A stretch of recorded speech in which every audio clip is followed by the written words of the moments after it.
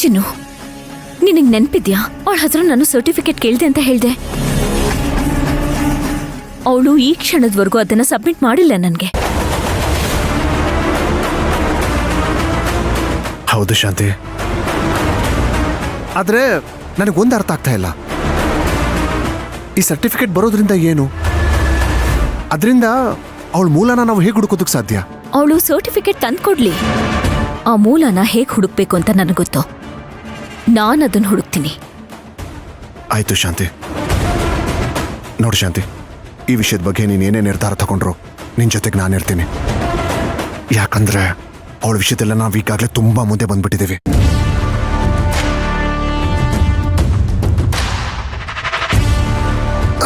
ಎಷ್ಟೇ ಮುಂದೆ ಬಂದ್ರು ಮನುಷ್ಯ ಹಿಂದೆ ನಡೆದಿದ್ನ ಮರಿಬಾರ್ದು. ಅದರಲ್ಲೂ ಅವ್ರು ಹಾಕಿರೋ ಅನ್ನನ ನಾವು ಮರಿಲೇಬಾರ್ದು.